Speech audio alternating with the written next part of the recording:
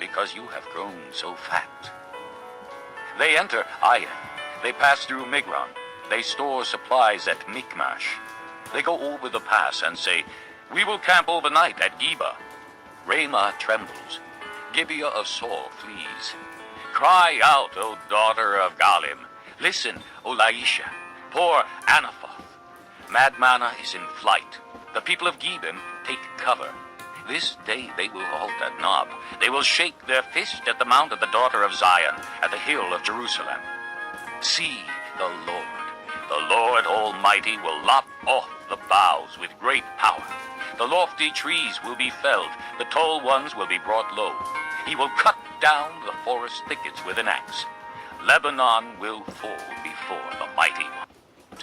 Chapter 10.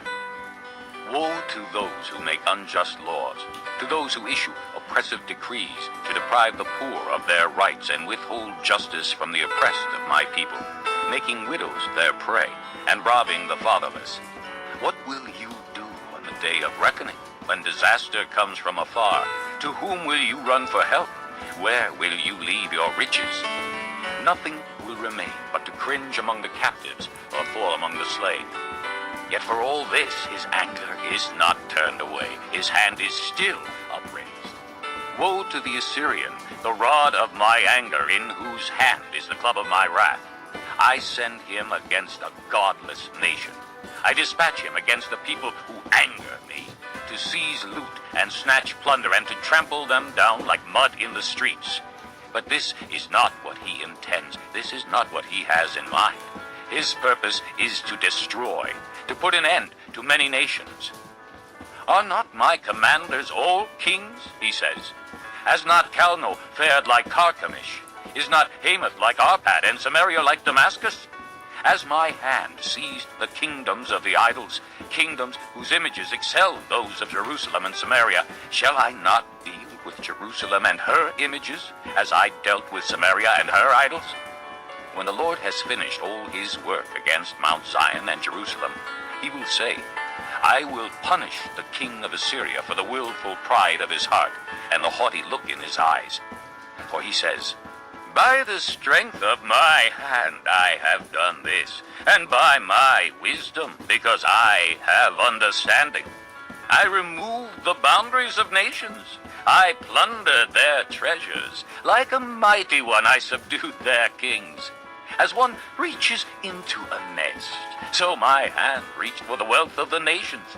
As men gather abandoned eggs, so I gathered all the countries. Not one flapped a wing or opened its mouth to chirp.